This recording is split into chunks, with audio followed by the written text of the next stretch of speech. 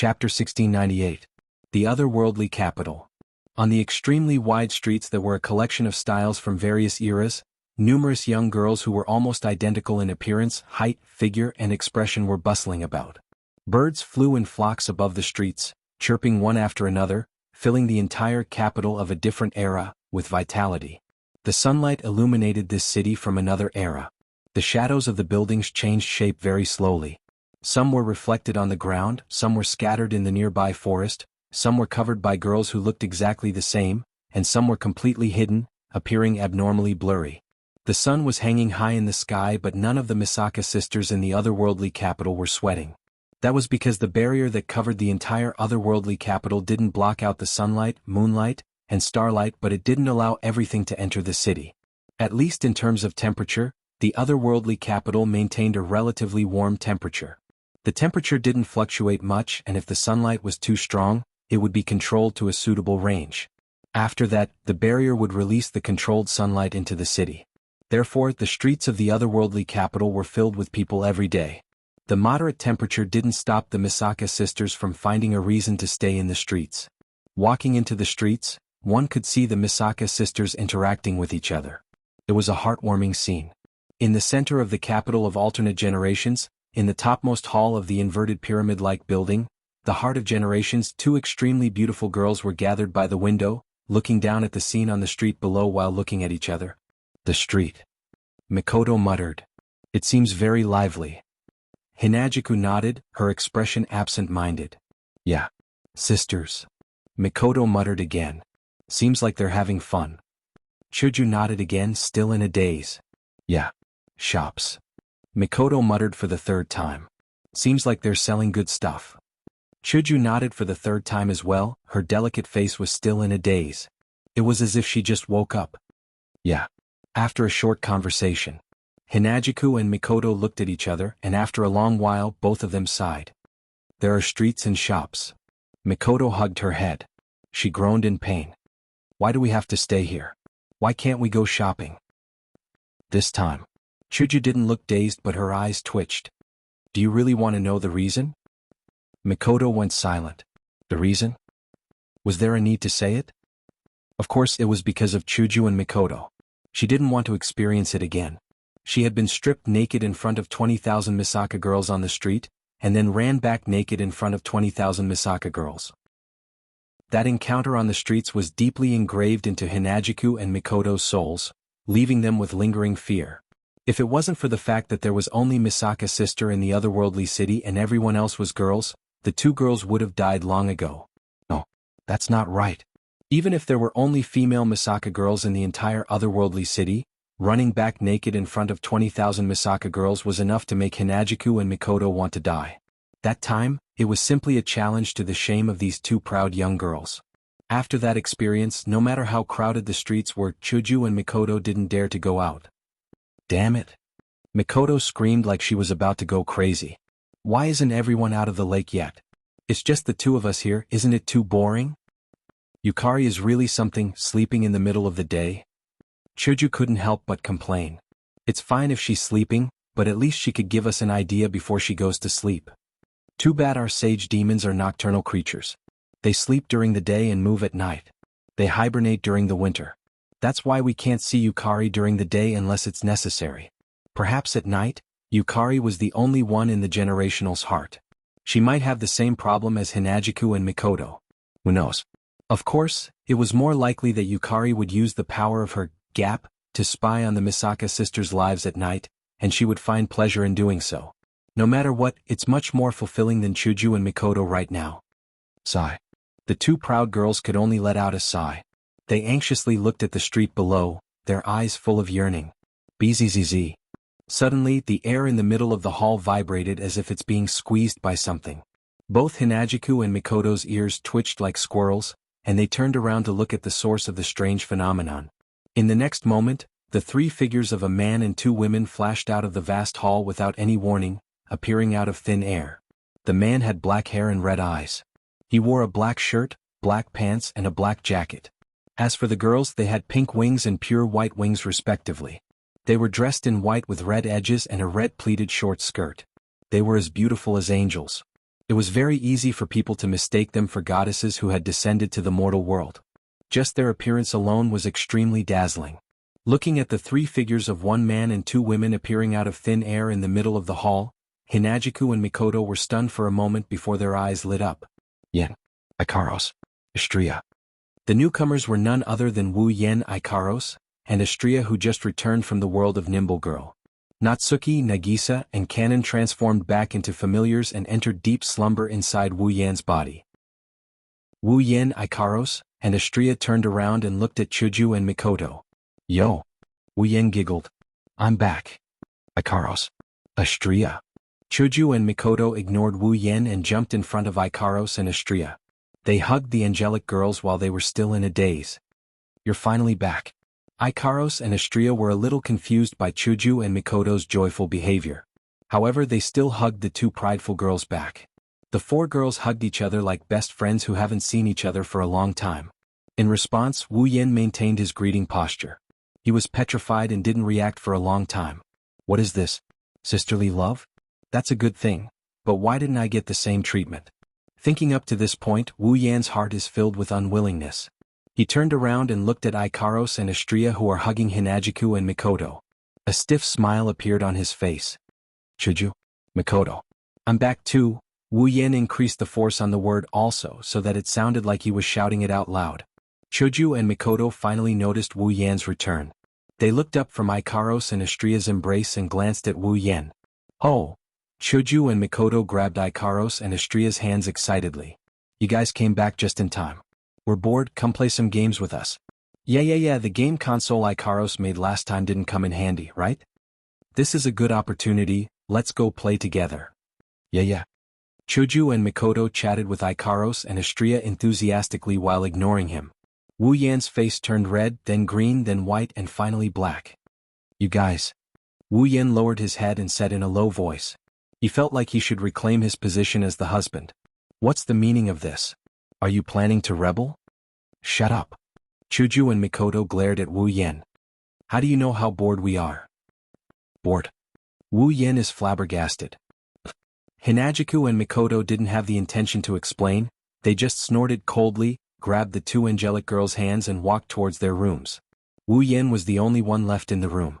His back looked bleak. Chapter 1699. Standing at the top of the Heart of Generations in the heart of the capital of alternate generations was an open-air rooftop. Wu Yen sat in an elevator that looked like it came from the future. He wanted to head to the top of the Heart of Generations. There was no other reason other than the diluted miraculous pond water that allowed all the girls to undergo their metamorphosis in the lake, which was located on the rooftop of the Heart of Generations. Currently, Hinajiku and Mikoto were welcoming Ikaros and Astria into their rooms with an attitude that would make one wonder if they're trying to get into a lesbian relationship. On the other hand, Yukari was sleeping in her room.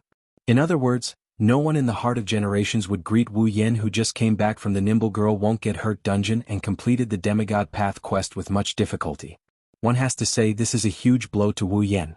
The Heart of Generations, the numerous girls he had, none of them accompanied him when he came back. They didn't even greet him. Wu Yen almost wanted to commit suicide because of this. Fortunately, Wu Yen used the excuse of "not all of my wives are like this, the others are undergoing their transformations," to persuade himself to not commit suicide. That was how he managed to avoid the tragic ending of dying once. With this thought in mind, Kirin felt a sense of relief. Wu Yen missed the other girls and he couldn't help but want to meet them. Of course, it was time for him to check on the girls' condition. It was said that they were undergoing metamorphosis, but up until now the girls had been soaking in the lake.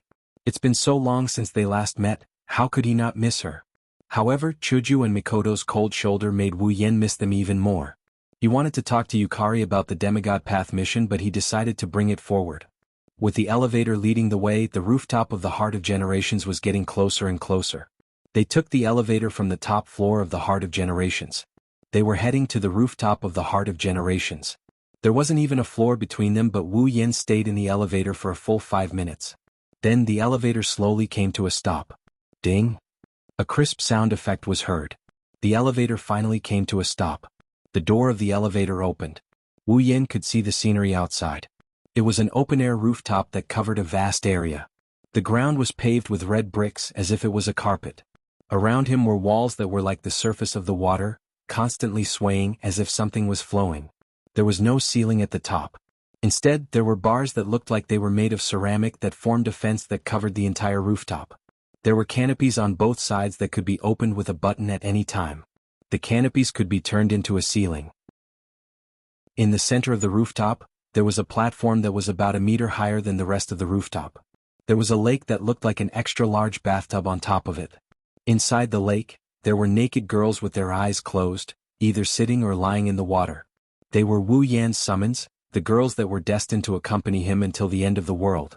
At this moment, in the lake where the young girls were soaking in, a clear stream that was invisible to the naked eye flowed through the water around the naked bodies of the young girls, entering their tender and slender bodies.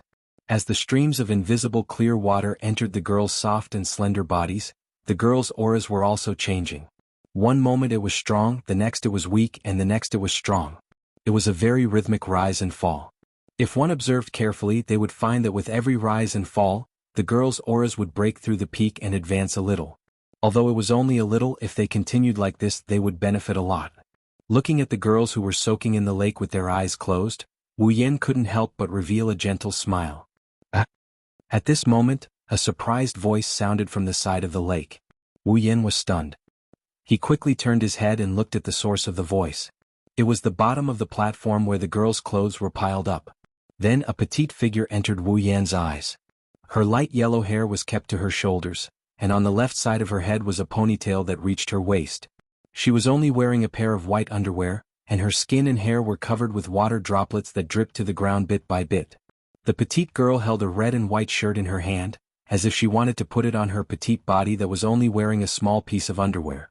Maintaining her posture, the petite girl tilted her head and looked at Wu Yan, who was standing by the elevator on the rooftop. The surprised expression on her cute face froze. Wu Yan looked at the petite girl who was trying to put on her clothes. She looked at him with a pair of red eyes and didn't react for a long time. "What's wrong? You don't recognize me?" "Flandre-chan, yes." The petite girl was Flandre-chan? Scarlet. It wasn't until she heard Wu Yan's voice that Flandre-chan finally reacted. Her red eyes lit up with joy. Flandre-chan grabbed the clothes she was about to put on. She flapped her broken wings with colorful crystals hanging from them.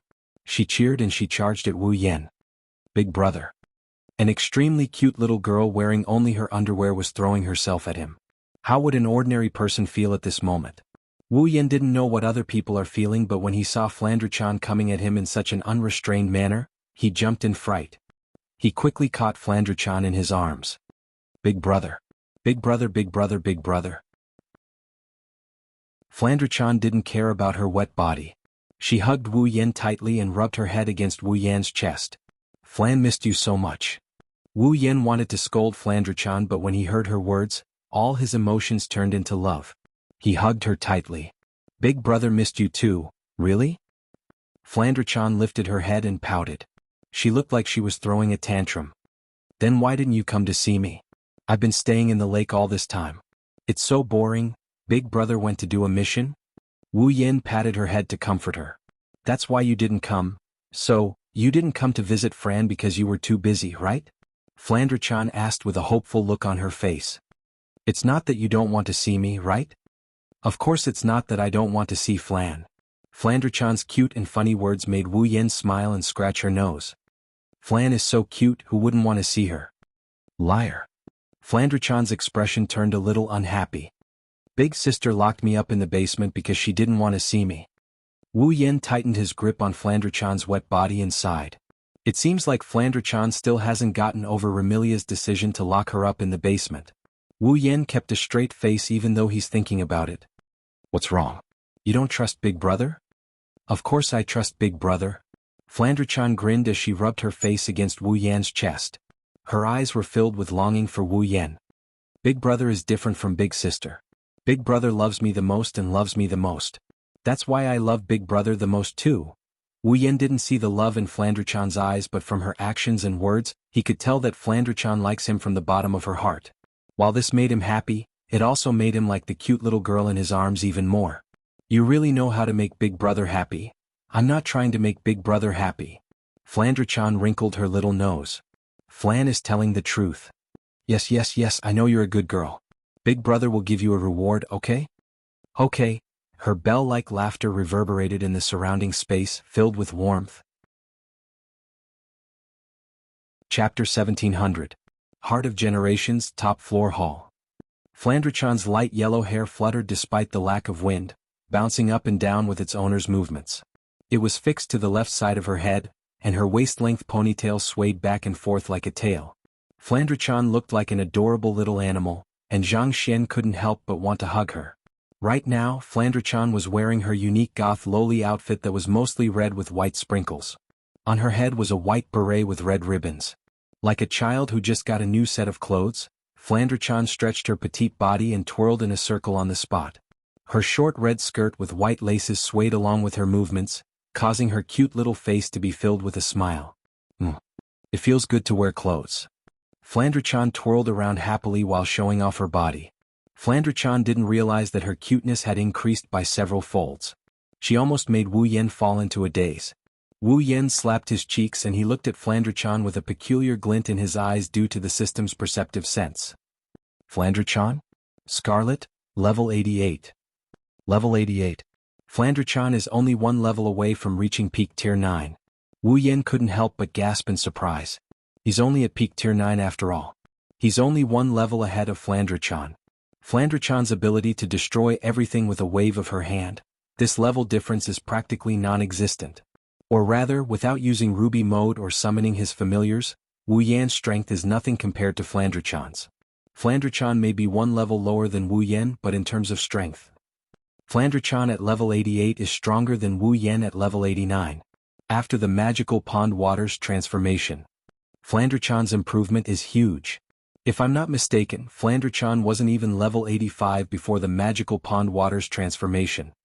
The diluted magical pond water can improve Flandrachan's strength by so much? That's Flandrachan's improvement, such a voice said. At the same time, Wu Yan's mind was filled with questions. It rang in his ears. A pitch-black spatial rift filled with ferocious eyeballs appeared in a corner of the hall, occupying the space in that corner.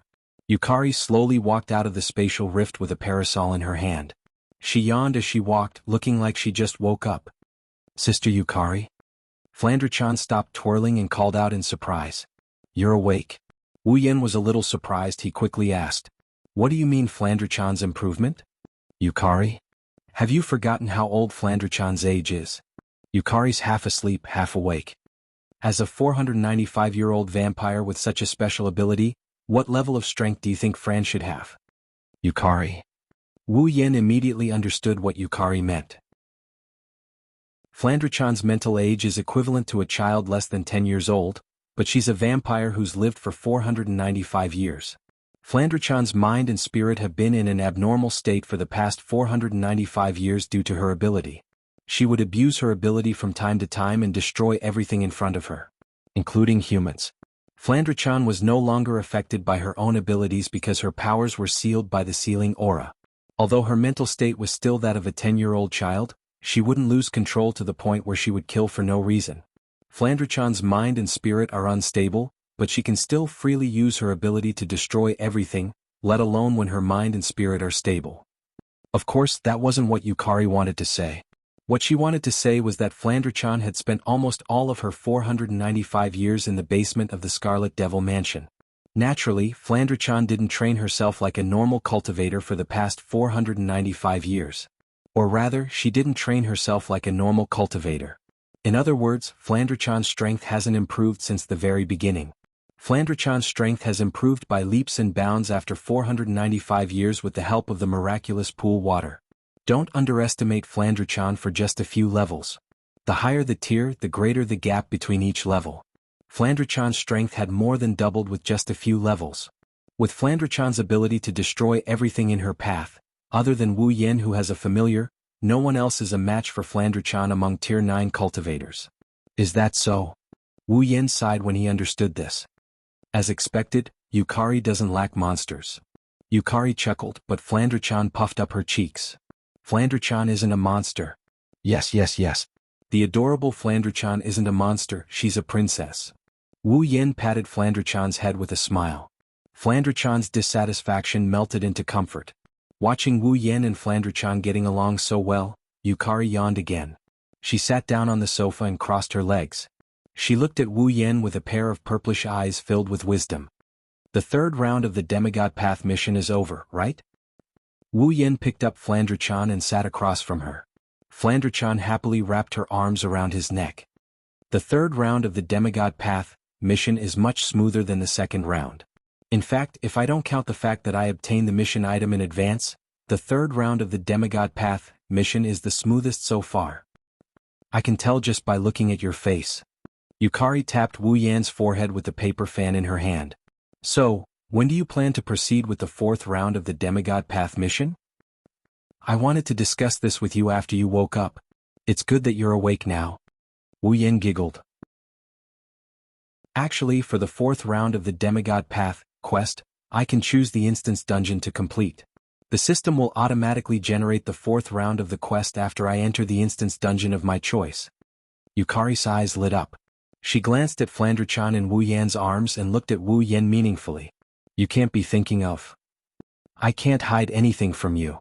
Wu Yan tightened his grip on Flandre-chan and stared at Yukari. I've decided that I'll proceed with the fourth round of the Demigod Path mission in Yukari. Yukari's expression said, I knew it, while Flandre-chan froze. Going back to Yukari? Flandre-chan didn't know what to do. In other words, Flan is going back to the Scarlet Fiend Mansion? Wrong. Wrong. Wu Yen pinched Flandre-chan's nose. We're going back to the Scarlet Fiend Mansion. We. Flandre-chan paused for a moment. The bewilderment on her cute face disappeared and was replaced by uneasiness and a little bit of anticipation. Oniai-chan, are you going to accompany me to see my sister? Yes. Yeah. Wu Yen adjusted Flandre-chan's body so that she's facing him. She's looking at him with a pair of anxious yet expectant eyes. What do you think? Do you want to go back to the Scarlet Fiend Mansion with me? Flandre-chan lowered her head, her body twitched slightly due to her master's complicated thoughts. In the end, Flandre-chan couldn't overcome her longing and murmured. I wonder if my sister is angry that I haven't been home for so long. Wu Yen chuckled when he heard that. This cute little girl sure has complicated feelings for her sister. She likes her sister but hates her at the same time. No wonder she's so conflicted when it comes to returning to Yukari. That's good too. Yukari closed her eyes and showed a nostalgic expression. It's been a long time since I saw Lingmeng, Yuzi, Indigo and Orange. It's good to go back. That's settled then. Wu Yen decided on their next destination with just one sentence. Yukari is a place you're familiar with. You won't be so stupid if you do a mission there. Yukari nodded casually.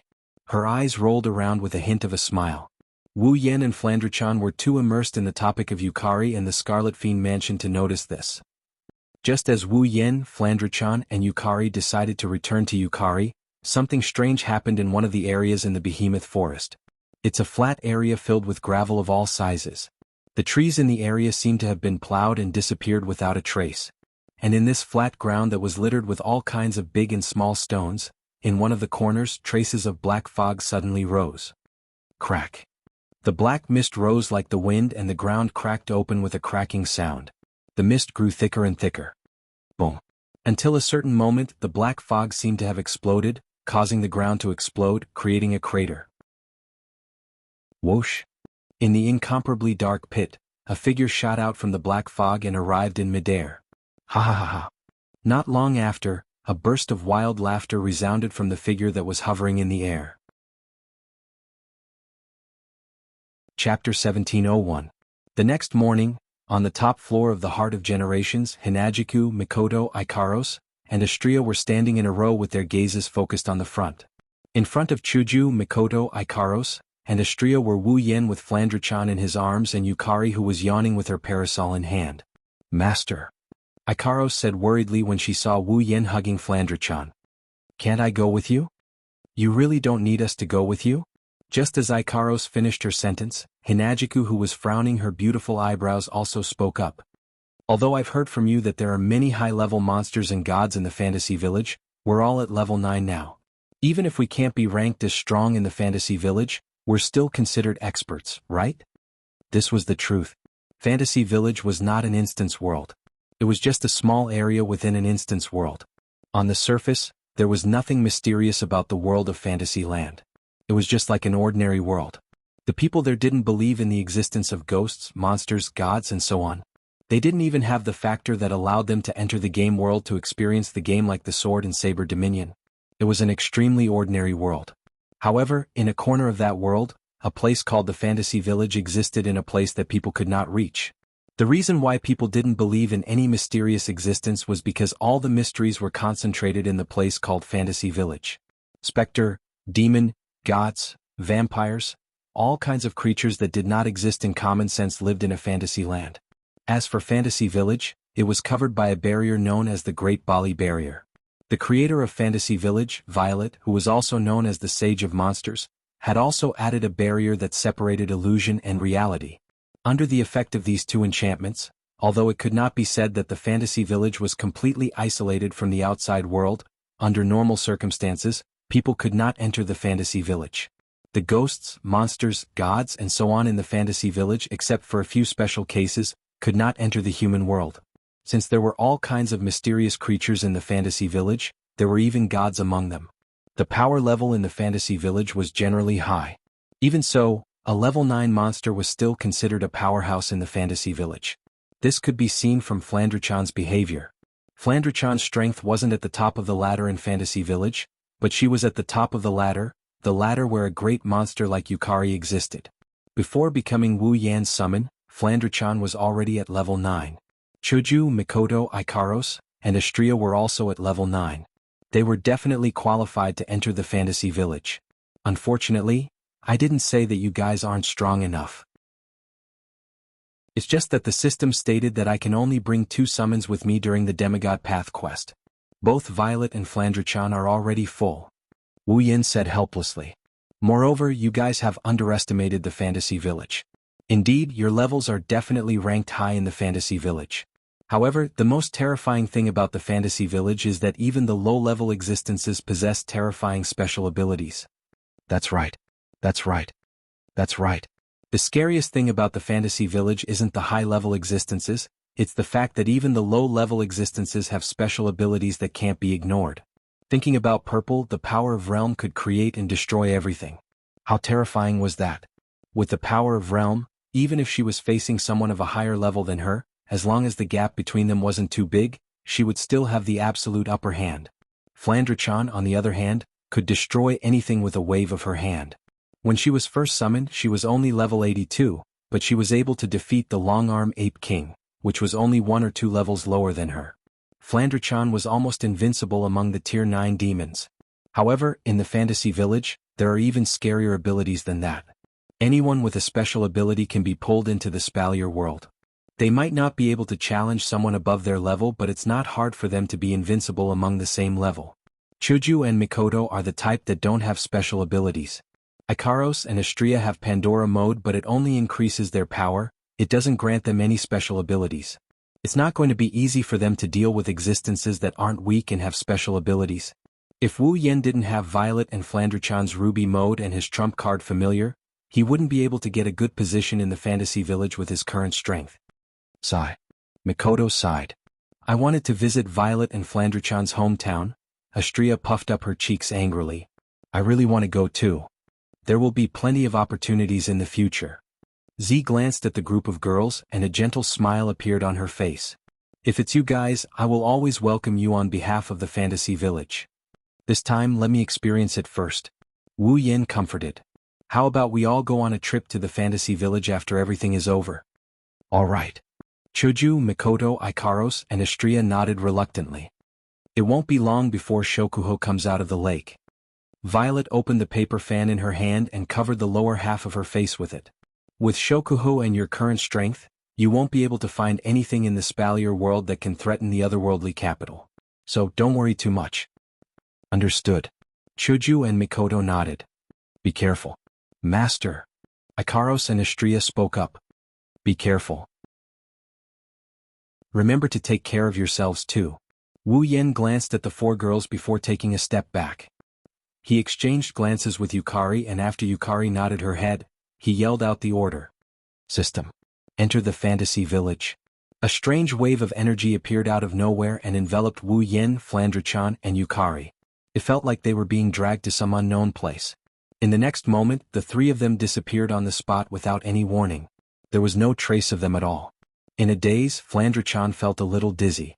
Her vision was distorted and turned white, causing her to feel very uneasy. Oni-chan. Flandre-chan tried to crawl into her Oni-chan's embrace. But what made Flandre-chan panic was that the embrace that had been holding her from the start suddenly lost its warmth and sense of reality. It felt like she was abandoned. Flandre-chan's uneasiness turned into panic. Panicking, Flandre-chan tried to call out for her brother, hoping to hear his voice. But before she could do so, she felt herself falling into a soft spot. At the same time, a familiar scent entered Flandre-chan's nose. Flandre-chan felt nostalgic, but at the same time she had a bad feeling. Immediately, Fran opened her eyes and took in everything in front of her. What entered Flandre-chan's eyes was a dimly lit room. The room was much bigger than a normal family's room. It was more than enough to be used as a living room. The ground was paved with stone bricks of various colors, just like the Wanhua mirror. If there was light shining on it, it should reflect a good luster. However, the room was empty. There was nothing in it except for a luxurious bed. At this moment, Flandre-chan was sitting on the bed. She scanned her surroundings and her face turned slightly pale. This room is all too familiar to Flandre-chan. He was so familiar with it that he could count the number of bricks here with his eyes closed. That's because Flandre-chan had been locked up in this room for hundreds of years. A lingering sense of loneliness permeated the entire room as well as Flandre-chan's heart. Flandre-chan's pretty face turned pale and eventually turned deathly pale. Is Flandre-chan going to be alone in the basement for a long time? R1152. Chapter 1702. To Flandre-chan, it wasn't an exaggeration to say that this basement was her room. Because Flandre-chan had stayed in this basement for hundreds of years, longer than any other place in the world. But staying in a room like this for hundreds of years, all by herself, was a constant torment to Flandre-chan. In the past, Flandre-chan's mental state had always been in an unstable state. She was occupied by this annoying sense of loneliness, which caused her to destroy everything in this room more than once. It was also because of this that Flandre-chan's room only had a bed and nothing else. Under such circumstances, how could Flandre-chan not hate her sister and Remilia for locking her up in this basement? Of course, it was more of a feeling of grievance and resentment. After all, Flandre-chan liked her sister a lot. If there was one thing that Flandre-chan hated, it would undoubtedly be this basement where she had been alone for hundreds of years. Flandre-chan already hated this basement when she was alone. Now that she had tasted freedom in another world, she had tasted love from Wu Yen, and she had tasted love from the young ladies around her. What about now? Flandre-chan was afraid when the familiar loneliness of this room crept into her heart. She was really afraid. She was afraid that she would have to stay in this cold little world for a very long time. She was afraid that she wouldn't be able to enjoy the freedom of the outside world. She was afraid that she wouldn't be loved by her sister who wasn't related to her by blood. She was even more afraid that she would never be able to see the brother who saved her from this cold world, who gave her a steady state of mind and spirit, who gave her warmth and love. Flandre-chan's face turned pale and she couldn't help but shake her head. No. I don't want to stay in this basement. I don't want to be unable to see Big Brother. No. Flandre-chan's wine-red eyes glinted with blood-red radiance. She turned her gaze to the entrance of the basement with a determined expression. Shing. Flandre-chan transformed into a streak of light and darted toward the entrance of the basement. She headed toward the entrance of the basement. He reached out his hand and shook it firmly. Boom. In the next second, the basement door exploded into a pile of debris with a muffled sound. The sound of explosion spread far and wide. It reached the ears of everyone who lived in the Red Devil Mansion. Immediately, everyone in the Red Devil Hall was shocked. What's wrong? In the kitchen of the Red Devil Hall, a young girl who was cooking something suddenly turned her head and looked outside the kitchen. What happened? Outside the entrance of the Red Devil Mansion, a plump young girl tilted her head in confusion. His gaze swept across the room. There seems to be some kind of abnormal sound just now, right? This voice? In a library in the Red Devil Mansion, a young girl who was buried in a pile of books and holding a book in her hand raised her head, her face full of surprise. It seems to be coming from the basement. Basement. In a vast and luxurious room in the Red Devil Mansion, a petite girl sat up from the bed with all her might. A serious expression appeared in her scarlet eyes. Flandre-chan. The sound of the explosion echoed clearly in the castle-like basement, causing all kinds of chaos in the Red Devil Mansion. All the maids in the Red Devil mansion were in an uproar. Some stood in place, not knowing what to do, some chose to run to the kitchen, as if they knew there was someone who could make a decision there, and some of them were at a loss. However, there were also some maids who let out terrifying screams. These screaming maids all discovered a figure flying over their heads. It wasn't until they finally saw the general appearance of the figure that flew over their heads that they screamed. Not good. Not good. Not good. Second Miss escaped. Second Miss escaped from the basement. Amidst the panicked screams, the Red Devil Hall, which had been very quiet not long ago, seemed to have turned into a crime scene where a terrorist had launched a terrorist attack. Screams, clamors, and chaos could be heard incessantly. Flandre-chan, who was flying toward the entrance of the Red Devil mansion, didn't care about these noises at all. Right now, Flandre-chan only had one thought. That was to get out. Get out and find Wu Yan. Maybe it's because she was trapped in the basement of the Red Devil mansion for a few hundred years. Flandre-chan wanted to see Wu Yan as soon as possible. She wanted to jump into Wu Yan's arms as soon as possible. Otherwise, she wouldn't be able to get rid of the loneliness and fear in her heart. Xing. Flandre-chan's speed rose to another level under the influence of such emotions. She streaked across the air like a fighter jet, heading toward the entrance of the Red Devil mansion. The Red Devil mansion was indeed huge, bigger than most castles. However, with Flandre-chan's speed, she didn't need much time to cover the entire place. It didn't take long for Flandre-chan to fly out of the hallway and into the largest hall on the first floor of the Red Devil mansion. Seeing the door leading to the Red Devil mansion in front of her, Flandre-chan's face was filled with joy, but it immediately changed and she stopped in her tracks. Shing shing shing shing shing. A series of sonic booms resounded in the hall, slicing through the atmosphere and turning into streaks of silver light. They brushed past Flandre-chan's body and shot past her as she slammed on the brakes. If Flandre-chan didn't stop just now, the silver light would have landed on her by now. As for those silver lights, they were flying daggers that flickered with cold arcs of light. After the flying dagger flew past Flandre-chan and stopped her in midair, several figures appeared in front of the gate leading to the Red Devil mansion's outer court. 4 young ladies of different sizes were arranged in a square formation, but all of them had stunning looks. Standing on the left was a young lady with silver hair. She had a head of silver shoulder-length hair that hung down slightly, with sideburns on both sides of her silver hair. Her hair was tied into a small braid, and at the end of the braid was a green ribbon that fluttered with the movement of the braid. The young lady wore a blue and white maid attire with a white, pleated hairband on her head. Her skirt only reached her knees and she wore stockings on her feet. Obviously she was a maid. However, the maid was still holding 2 flying daggers in her hands. Her beautiful eyes stared straight at Flandre-chan with a sharp glint in them. She didn't look like a servant at all. Instead, she looked valiant and heroic. Standing on the right was a young lady with long red hair. Wearing a simple black and white dress, her red hair reached her waist and draped down her back like a waterfall. There weren't any curls on her hair, it was the standard long, straight hair. The red-haired girl had a pair of bat wings on her head like hair accessories. She also had a pair of bat wings on her back, but they were much bigger. She looked like a demon from the legends. Standing behind her was a young lady with long purple hair. Her purple hair was also long and straight, hanging down her back naturally.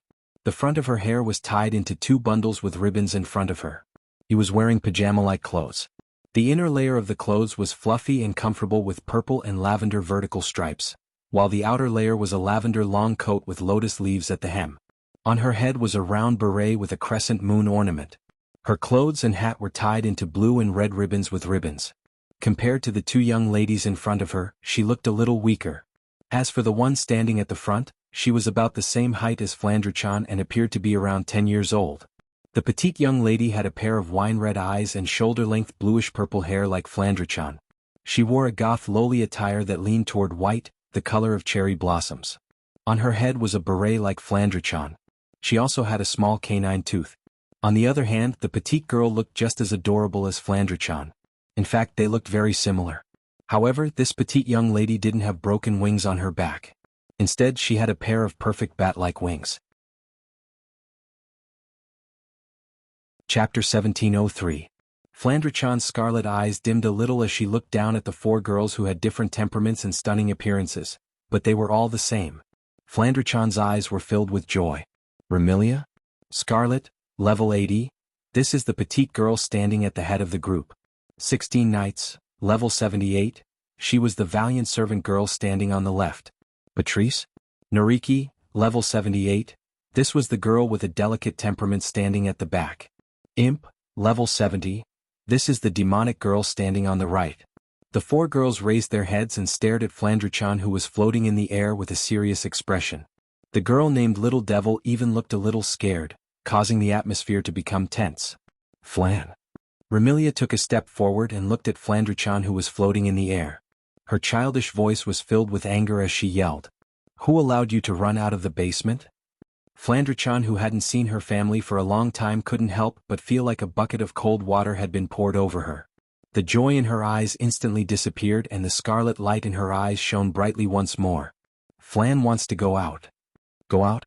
Remilia furrowed her brows. Reluctance was written all over her face. Go back to the basement obediently or I'll get angry. Hearing Remilia's words, before Flandre-chan could say anything, Zuyi stood up and spoke with a clear voice. Second miss, you should go back to the basement quickly. Miss is really angry this time. Remilia was naturally very angry. Even though Remilia loved her sister dearly, she didn't want to lock her sister in the basement. But Flandre-chan's strength was too strong, and her desire for destruction was too great. She would often recklessly destroy everything around her, and sometimes, even the girls would be affected by her actions. There was no way. Remilia could only lock Flandre-chan in the basement. Therefore, in the past, it wasn't like Flandre-chan hadn't broken out of the basement before, but it was rare for her to cause such a commotion in the entire Red Devil mansion. Plus, Flandre-chan was making a ruckus out of nowhere. Remilia was in a terrible mood. It would be strange if she wasn't angry. Unfortunately, no matter how angry Remilia was, it was useless against Flandre-chan. Just be angry, it's not like you haven't been angry before, sister. Flandre-chan yelled like a child throwing a tantrum. Flan wants to go out anyway. Even if you're my sister, if you stop me, I'll beat you down. You. Remilia cried out in exasperation. Flan. Do you really want to make me angry? Seeing Remilia's exasperated look, Flandre-chan's heart softened and she snorted softly. As long as you don't stop me, I won't make you angry. You're pissing me off right now. Remilia glared at Flandre-chan. If you don't want to make me angry, then go back to the basement obediently. Milady. Patrice looked at Flandre-chan and spoke softly. Listen to Remy this time, go back to the basement. Basement. You only know how to make me go back to the basement. Flandre-chan's face was filled with anger. Flan will never go back to the basement again. Second miss, you should go back to the basement. Zuyi advised earnestly. First miss wants you to go back to the basement for your own good. That's not it. Flandre-chan snorted. Sister just doesn't want Flandre-chan to destroy the things in the house. That's why she locked Flandre-chan in the basement. Is this for Flandre-chan's own good? Remilia, Patrice, Black Knight, and the Little Devil were all speechless at Wu Yan's words. At the same time they were secretly shocked. They were shocked that Flandre-chan could come up with such rational words. In the past, Flandre-chan had always complained that Remilia locked her in the basement because she hated her. Even if other people's lips were rotten, Flandre-chan would still think so. After all, Flandre-chan's mental state had always been unstable. How could she possibly listen to someone else's explanation?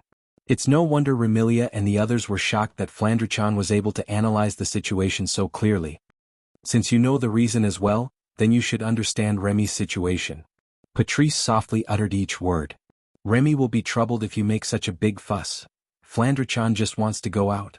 Flandre-chan's patience was almost worn out, her words were harsh. Get out of the way. Otherwise, Flandre-chan won't be polite.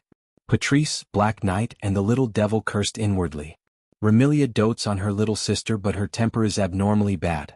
Now that Flandre-chan had said something like that, Remilia would definitely not let the matter rest. Not polite? I would like to see how you're going to be rude.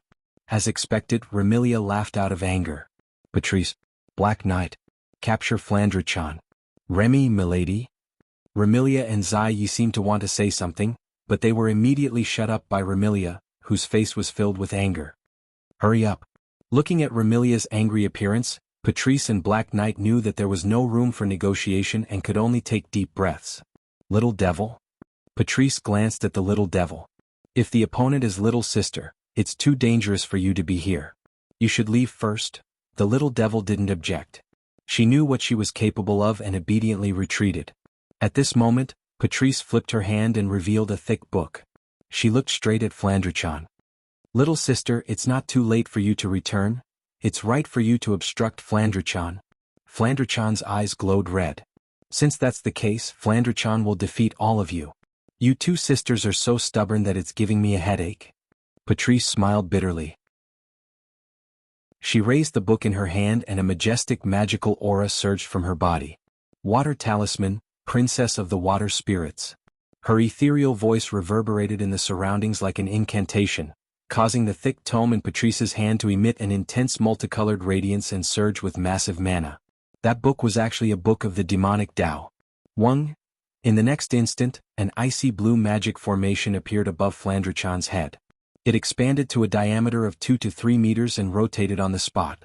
As the blue magic array rotated above Flandre-chan's head, a translucent barrier emerged from the magic array and transformed into a hollow pillar of light. The pillar of light then descended from the sky and trapped Flandre-chan inside like a cage. Flandre-chan scanned the surroundings with her scarlet eyes. She looked at the light pillar that enveloped her and extended her hand. This thing. Flandre-chan will be able to. Before he could finish his words, the magic formation above Flandre-chan's head suddenly rotated and all the magic power within flowed into the transparent pillar of light. Whoosh! Under the infiltration of magic power, a water curtain suddenly descended from the surface of the transparent light pillar, turning the entire transparent light pillar into a cylindrical waterfall. Seeing this, Flandre-chan's outstretched hand froze. Remilia, Patrice, and Ziyi heaved sighs of relief. Ziyi. Remilia waved her hand disinterestedly at Ziyi. Bring Flandre-chan back to the basement. Yes, young mistress? Ziyi bowed respectfully to Remilia before turning around and bowing to Flandre-chan, who was trapped in the water curtain. My apologies, second young mistress. Ziyi left this sentence and sauntered toward Flandre-chan. Even though it was only an ordinary water curtain, Remilia, Patrice, and Ziyi didn't doubt that it wouldn't be able to trap Flandre-chan, who was at the 9th stage. Logically speaking, with Flandre-chan's strength, she should be able to break through this ordinary water curtain in minutes. However, everyone relaxed their expressions. Chapter 1704. Be it Remilia or Flandre-chan, both of them were vampires and possessed immense strength and special abilities that others could not hope to match. However, in terms of the bloodline of vampires, both of them were of the most ordinary type. Under such circumstances, Remilia and Flandre-chan, as vampires, possessed immense strength and special abilities that others couldn't compare to, but they also retained the weakness of vampires. For example, fear of light, fear of water, and even fear of onions. Due to this weakness, whenever Flandre-chan's mental state was unstable and she wanted to cause a ruckus, it was always Patrice who used water to trap Flandre-chan, forcing her to obediently return to the basement. Therefore, this time, even though Flandre-chan's ruckus left Remilia, Patrice, and Black Knight at a loss, the three of them didn't doubt that Patrice's water curtain wouldn't be able to trap Flandre-chan. Unfortunately, Remilia, Patrice, and Black Knight were destined to be in for a shock. The three of them would never have thought that Flandre-chan, who was still in the basement not long ago, had already been living in another world for quite some time when time in this world was frozen. When Ikaros was first summoned by Wu Yan and became Wu Yan's summon, the system gave Wu Yan the choice of removing the emotional seal on Ikaros in the original work. Just like Ikaros. When Flandre-chan was summoned to the other world and became Wu Yan's summon, the system also pointed out the weakness in Flandre-chan's bloodline and asked Wu Yan if he wanted to remove it. At that time, even though Wu Yan unintentionally summoned Flandre-chan, he didn't intend for Flandre-chan to have any weaknesses. Without hesitation, he ordered the system to remove all the weaknesses in Flandre-chan's bloodline. In other words, Flandre-chan is now a vampire. She no longer has any weaknesses that vampires have. Remilia, Patrice, and Black Knight didn't know about this at all. Inside the water curtain, Flandre-chan suddenly lowered her body and Remilia, Patrice, and Black Knight's expression changed greatly. She directly rushed out of the water curtain. Danger. Remilia, Patrice, and Black Knight's pretty face turned pale. For Remilia and Flandre-chan, water isn't fatal, but it's very dangerous. Once Remilia and Flandre-chan came into contact with water, not only would they feel a sharp pain in the part of their body that came into contact with water, but they would also be soaked in too much water. In serious cases, their skin will even fester. The water curtain that trapped Flandre-chan was like a waterfall, gushing down like a torrential waterfall. Flandre-chan's skin would definitely fester and become unrecognizable if she were to fall into the water curtain like this. How can Remilia, Patrice and Black Knight not be shocked? However, what shocked the three of them even more was yet to come. Voila! With a clear splash, Flandre-chan rushed out of the water curtain with her drenched body. Despite being drenched by the water, Flandre-chan didn't seem to be affected by it at all. She dashed out of the water curtain and headed straight for the door. Remilia, Pachulet and Night Eye widened their eyes in astonishment. While Remilia and the others were still in shock, Flandre-chan turned into a streak of light and crashed into the heavy door with a loud boom. Bang! The door leading to the outer court of the Red Devil Mansion was immediately smashed into pieces of wood and scattered in all directions. Flandre-chan dashed out of the Scarlet Devil Mansion as fast as she could without looking back. She dashed into the courtyard and soared into the sky under everyone's watchful eyes. What's going on? Remilia finally reacted. Her face was filled with shock. Flan, why isn't Flandre-chan afraid of water? Neither Patrice nor Zankita could answer this question, because they didn't know why either. Of course, now wasn't the time to think about why Flandre-chan wasn't afraid of water. Young mistress, Black Knight said anxiously. Second young mistress has escaped. Only then did Remilia recall this matter. Her expression instantly turned gloomy and even Patrice muttered gravely. This time it might be really serious. Remilia, Patrice and Black Knight's understanding of Flandre-chan was still stuck in their memories. The three of them knew that Flandre-chan's mental state was unstable. If she was allowed to wander around the fantasy village, she would definitely be in big trouble. After all, no matter if Flandre-chan's mood was good or bad, she would want to play with people until they broke. Once she left the fantasy village, she might cause a massacre. This wasn't the most serious matter. The most serious matter was that if Flandre-chan accidentally barged into the human realm, it would be really bad. Those who lived in the human realm were all weak and powerless humans. If Flandre-chan went on a killing spree and killed everyone in the human realm, her life would be in danger. The human realm, in the fantasy village, is protected by Yakumo Sage Yakumo and Sumeru Boli Lingming. If Flandre-chan went on a killing spree, the two wouldn't show her any mercy. At that time, Remilia would have to defend Flandre-chan against the Demon Sage and Boli Shaman. Fighting against the Demon Sage, who was the creator of the fantasy village, and the Boli Witch, who protected the Boli Great Barrier in the fantasy village, meant that not only did the Red Fiend Hall have to fight against the entire fantasy village, they would also have no place to stay in the fantasy village. This isn't a joke. Thinking of this, the anxiety on Bouillet's face intensified. Patrice's charming face also became heavy. Remilia's emotions turned into fury. She roared at the maids hiding in the Scarlet Devil Mansion. What are you all standing there for? Hurry up and find the second young mistress. Yes. The maids responded in horror and ran out of the Scarlet Fiend Mansion to search for Flandre-chan. Little devil. Patrice turned to the little devil beside her. Go find young mistress too. If you find her, come back and inform me. Got it? Madame Patrice.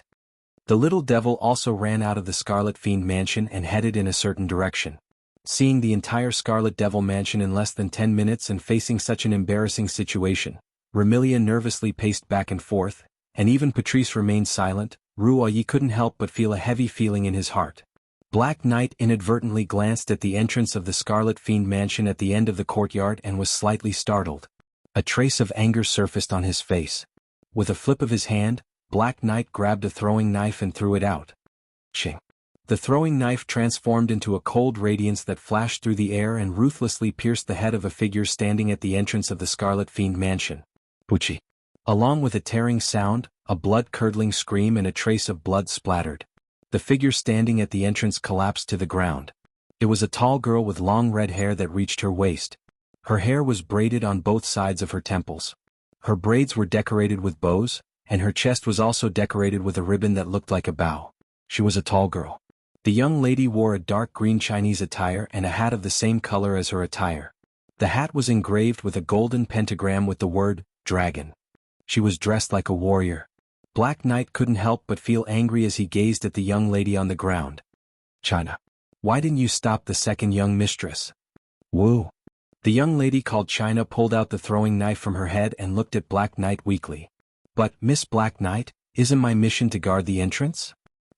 Guarding the entrance is not only for you to deal with intruders, but also to prevent people from casually entering and leaving the Scarlet Fiend Mansion. Black Knight angrily shouted. Your salary for the next 3 years will be deducted. If you don't find the second young mistress, you won't have a salary for the next 10 years. Yes, yes. The Chinese man immediately broke into a run. Just as he was about to run out, he suddenly seemed to remember something. He turned his head and spoke as if he was giving an order. By the way, Miss Black Knight, my name isn't China. I'm Hong Meiling. Black Knight couldn't help but pull out another throwing knife, scaring Hong Meiling and causing her to run away. Chapter 1705. Half an hour ago, when the system transferred Wu Yen, Flandrachan and Yukari to the Gensokyo world, the world warped and Wu Yan's vision blurred. Wu Yen felt the soft body he was hugging lose its weight and disappear. Before he could react, the system's cold voice echoed in his mind. Beep. Detected that user has entered a dungeon. Beep. User has the right to choose the 4th phase of the Demigod Path mission. System has determined the current dungeon world user has entered, automatically generating the 4th phase of the Demigod Path mission. Beep. Extracting the current dungeon world information. Ding. Current dungeon world information collection complete. Beep. Automatically generating the 4th phase of the Demigod Path mission. Ding. Demigod Path mission has been generated. Ding. Demigod Path mission has been activated. Special mission, Demigod Path mission phase, 4th phase mission world, Fantasy Village mission details. Obtain blood essence with the power of fantasy, X1, blood essence with the power of state, X1, blood essence with the power of eternity, X1, blood essence with the power of nature, X1, blood essence with the power of time, X1, beep. This is the Demigod Path special mission. The original mission has been cancelled. User can only choose to leave the dungeon world after completing the 4th phase of the Demigod Path mission. Reminder: the time ratio between the dungeon world and the real world is 100:1. User can train in the dungeon world without any worries. Have a good time. In less than 2 to 3 seconds, the system's voice rang again and again. The system's voice turned into the most basic of memories. The information and system's notifications were engraved into Wu Yan's mind like an implant. For a moment, Wu Yan felt a stabbing pain in his head. When the stabbing pain subsided, his blurry vision gradually returned to normal. The distorted world slowly returned to normal. However, the world that was imprinted into Wu Yan's vision, it was no longer the same world as before. And the first moment he entered the other world, before Wu Yan could get a clear look at the scene in front of him, a clear pa sound came from beneath his feet. At the same time, a crisp sound rang out. Wu Yan also felt it. One of his own feet. It sank deeply into a groove. She felt her feet sink into a groove with a crisp sound. Wu Yan could not help but be stunned for a moment. He did not bother to observe where he was and subconsciously lowered his head. He looked at his feet. Then Wu Yan saw it. Under his feet there was something that looked like a box. The lid of the box had been crushed by him, and one of his feet had sunk deep into the box. Not only did it crack the box, but it also broke through the bottom. This. Looking at the box that had basically turned into sawdust under his feet, Wu Yan was somewhat at a loss. What's going on? However, while Wu Yan was at a loss, in front of him, there was a figure that seemed to be entangled by a ferocious ghost. An extremely shrill scream resounded. No. In the shrill scream, Wu Yan was almost scared out of his wits. After quickly suppressing the faint instinct in his body, he raised his head and looked in front of him. It was not until then that Wu Yan saw the scene in front of him clearly. First, what was imprinted in Wu Yan's eyes was only a wooden building that seemed to have a bit of history. The building's area was not very vast. It was almost equivalent to the area of a family's house. There was not a single stone brick on the building. The entire building was made of wood, and the roof was made of rubble. In addition, whether it was the door, the windows, the corridor, or the floor, they were all made of wood. It was somewhat old and gave a rather historical feeling at a glance. This wooden building was an extremely typical shrine. At the entrance of the shrine, in front of the main gate, stood a young lady. In terms of appearance, she was definitely the top type of young lady. The young lady was about 16 or 17 years old. She had an extremely soft head of long black hair that was tied up with a huge bow on her head. The hair at her temples was also tied up with a hair band and fixed in front of her body. The young lady wore a costume that was very different from the traditional witch costume, but still had traces of the witch costume. However, unlike the traditional witch costume that was white at the top and red at the bottom, the young lady's witch costume was entirely red. Only the edges of the costume were white and pleated. It was extremely unique. Of course, the most unique thing about this witch costume was that not only did it reveal her shoulders, but it also revealed her armpits. It didn't seem to have any sleeves either. The girl was also wearing a pair of long glove-like sleeves and a necktie. With the addition of this unique witch costume, the young lady who was originally very beautiful was so beautiful that one could not bear to look away. It was a pity that such a perfect young lady in all aspects was currently holding her face with both hands. Her face was filled with despair, fear, and disbelief as if she had encountered the end of the world. Boli Ling Meng, level 79, seeing the young lady named Boli Ling Meng's expression as if she had encountered the end of the world and her beautiful eyes stared straight at the crushed box under her feet with a face full of despair, Wu Yan could not help but have a bad feeling in his heart. Boli Ling Meng? In that case, the young lady in front of him was the manager of the fantasy paradise, the witch in charge of guarding the Boli Great Barrier, of the Boli Shrine? Then was he in the Boli Shrine now? Thinking up to here, then thinking of the original Boli Ling Meng's personality and his current situation, Wu Yan suddenly felt a chill in his heart. Boli Ling Meng was someone who was not interested in anything and was extremely indifferent to fame and fortune. She was even more pure than monks and nuns. If there was any personal temptation that Boli Ling Meng had, it would be that she was extremely greedy for money.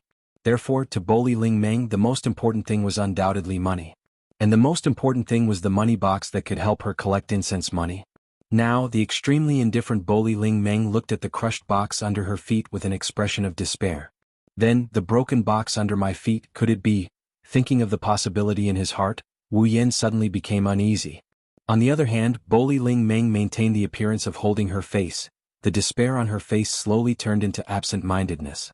Like a body that had lost its soul, she walked over shakily. Instinctively, Wu Yan retreated, trying not to agitate Boli Ling Meng as much as possible. He slowly retreated, allowing Boli Ling Meng to arrive in front of the pile of junk. Once she arrived in front of the pile of junk, Boli Ling Meng knelt on the ground with a pa sound. Her hands trembled as she picked up the junk on the ground, as if she was trying to put them back together, piling them up like building blocks. Of course, using such a method, it was impossible for the pile of junk to return to its original state. However, Boli Ling Meng was like a mental patient. With a dull face, she kept repeating her actions and muttering nervously, "Money box, my money box," as expected. To be able to agitate Boli Ling Meng to such an extent, that pile of junk could only be the money box of Boli Shrine. While Wu Yan couldn't help but ridicule her, he also felt a bit guilty when he saw Boli Ling Meng's panicked look. Although he felt that it was better not to agitate the other party, Wu Yan still chose to raise his hand and said weakly, "I'm sorry, I didn't mean to, money box, money box." Boli Ling Meng did not pay attention to Wu Yan. She was still trying to piece the junk together, trying to put her money box back together. Seeing this, Wu Yan became even more embarrassed. "Although I didn't mean to, it's just a money box, it shouldn't be a big problem, right? There's no money inside anyway, right?" Boli Ling Meng's hand that was piecing together the money box shook violently. She lowered her head and her body began to emit black gas. Obviously, the biggest pain in Boli Ling Meng's heart was beautifully stabbed by Wu Yan. Chapter 1706. Boli Ling Meng felt that today was definitely the most nightmarish day of her life in the past 10 years. Originally, as the manager of Fantasy Village and the guardian of the Great Boli Barrier, as long as nothing major happened in Fantasy Village, Boli Ling Meng would live a leisurely life. Today was the same. After waking up early in the morning and eating breakfast, Boli Ling Meng picked up the broom in Boli Shrine and leisurely swept the shrine to pass the time. However, in less than 10 minutes, the broom in Boli Ling Meng's hand suddenly broke for no reason. At first, Boli Ling Meng didn't think much of it. She thought that the broom had been used for too long and was too old, so it had died of old age. She went to the storehouse to get some tools to fix the broom and then continued to clean the shrine. However, the broom in her hand broke again and again for more than 10 times. Boli Ling Meng also fixed the broom for more than 10 times before she finally felt that something was wrong. No matter how old the broom was, it shouldn't have broken so many times, right? As a shrine's witch, Boli Ling Meng should have some faith. Unfortunately, Boli Ling Meng didn't believe in any gods. However, it wasn't hard to understand why she would associate some bad things with gods and supernatural forces. Because of this, Boli Ling Meng felt that her broom had been broken so many times. Could this be a bad omen? When the broom in her hand finally broke for the 11th time, Bo Li Ling Meng believed it. Today, something unfortunate will definitely happen. When this thought rose in Bo Li Ling Meng's mind, outside the shrine, a crisp shattering sound echoed in the silent space and entered Bo Li Ling Meng's ears. Hearing that crisp shattering sound, Bo Li Ling Meng's hand trembled. After shouting in her heart, she rushed out of the shrine and forcefully opened the shrine's door. Then Bo Li Ling Meng saw a scene that was like a nightmare to her. Her most precious money box. By a man who didn't even look at it. Stepped on it. And it was the kind that was stepped on to pieces. Not only did he crush her, but he had also stepped on that strange man when she was heartbroken. He even mentioned the most painful truth for Bo Li and Ling Meng. This made Bo Li Ling Meng's heart go crazy. Could it be? Do I need you to remind me that no one comes to the Bori shrine to worship, so the money box is empty all day long? On the other side, Ling Meng lowered her head as she looked at Bo Li. Wu Yan's heart began to beat faster when he saw the black qi all over his body.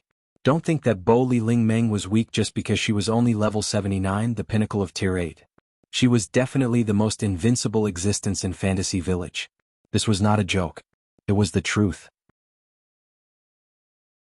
As the name implied, as the manager of the Fantasy Village and the protector of the Great Bali Barrier, Bali Ling Meng was invincible in the Fantasy Village, or more accurately in the Great Bali Barrier. As long as she was within the range of the Bori Great Barrier, Bo Li Ling Meng would enter an extremely magical state. If others attacked her, they would not be able to hit her at all. However, when she attacked others, not only would she be able to hit them, she could even increase the power of her attacks when necessary. Not only that, Bo Li Ling Meng also had an ability called God's Possession. She could use the same method as Spirit Descent to invite a god to possess her and display unimaginable combat strength. In other words, in Fantasy Village, not only would Bo Li Ling Meng not be injured, she could even cheat when necessary. Against such an opponent, even Violet, the creator of Fantasy Village, would not be able to do anything to her.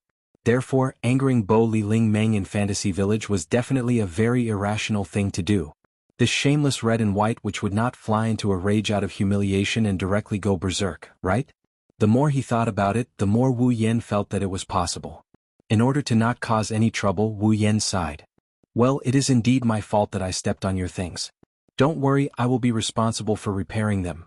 When such a sentence came out, the black gas on Bo Li Ling Meng's body stagnated as if it did not exist in the first place and retreated back into Bo Li Ling Meng's body. Then Bo Li Ling Meng raised her head and looked at Wu Yan with a doubtful gaze. Really? Seeing Bo Li Ling Meng's doubtful expression, Wu Yan could not help but roll his eyes. It's just a money box, do I have to lie to you? What do you mean by, just a money box? Bo Li Ling Meng raised her eyebrows. That is the most important godly item in the Bori Shrine. Godly item? If I could stuff myself full of money every day, then it would be a godly item, but wouldn't it be empty all day? More like trash, right? Resisting the urge to complain, Wu Yan was too lazy to bother with Bo Li Ling Meng's correction. He walked in front of Bo Li Ling Meng and half knelt down. He stretched out a hand and pressed it on the pile of broken wood. Wong. The next moment mana gushed out. Wu Yan opened his mouth slightly and uttered a couple of incantations that turned the mana into a substantial form. That's how it worked. Under Bo Li Ling Meng's gaze, the broken money box trembled and as if time was flowing backwards, it pieced itself back together bit by bit. Finally, it was restored to its original state. Wow. Seeing her money box restored to its original state, Bo Li Ling Meng's eyes lit up. Without caring about her image, she hugged the box that was half the size of her body. It's really fixed. Looking at how Bori and Ray Meng are rubbing against his money box like it's a treasure, Wu Yan dryly laughed and choked on his words. At this moment, Bo Li Ling Meng rubbed her money box while speaking to Wu Yan with a face full of joy. I thought you were a human who was lost from the outside world. I didn't expect you to be a mage. Although Fantasy Village could not be said to be a separate world and was still connected to the real world, due to the existence of the Bo Li barrier, and the realm of illusion and reality, it could be said to be isolated from the real world. The only point of intersection between Fantasy Village and the real world was this Bo Li shrine. In a certain place in the real world there was also a Bo Li shrine. It was the same existence as the Bo Li shrine in Fantasy Village. Just like two sides of water, they were reflections of each other. If someone in the real world accidentally passed through the barrier of the Fantasy Village through the Bori shrine outside, then they would arrive at the Bori shrine in the Fantasy Village. Of course, not everyone could pass through the enchantment of the Fantasy Village. Those who could pass through the enchantment of the fantasy village and come to the fantasy village either had some special place or had been forgotten by the people in the real world and lost in here. As the manager of Fantasy Village, Bo Li Ling Meng could not say that she knew everyone in Fantasy Village, but she could more or less tell if someone was from Fantasy Village from their aura. That was why she said that Wu Yan was lost in Fantasy Village. After all, Bo Li Ling Meng could not feel the aura of someone who lived in Fantasy Village from Wu Yan. As for the mage that Bo Li Ling Meng mentioned, it was a magician. In Fantasy Village there was no difference between magic and magic. As long as magic was used to create miracles, it was called magic. As for the existence that used magic, it was called a mage. Mage. Wu Yan scratched his cheek. Well, it doesn't matter if you think so. Hearing Wu Yan's perfunctory explanation, Bo Li Ling Meng glanced at him and did not ask further. She looked like she found it troublesome. I don't care if you're a human or a mage, since you're in Fantasy Village. As the manager of Fantasy Village, you should answer a few of my questions. Otherwise, if you get into trouble in the future, I'll be the one in trouble. All right. Wu Yan bitterly smiled. Although I can't guarantee that I can answer all your questions, I'll listen. You're quite arrogant, outsider. Bo Li Ling Meng curled her lips and stood up. She patted the dust off her knees and turned around to face Wu Yan. Then tell me, what's your name? Name? Wu Yan blinked and rolled his eyes. He seemed to have thought of something and a strange smile appeared on his face. However, it quickly disappeared. Ahem. Wu Yan pretended to be serious and coughed. He looked at Bo Li Ling Meng and smiled. Nice to meet you. I'm Bai Yun Bai, the head of Bai Yun clan from the House of the Lost.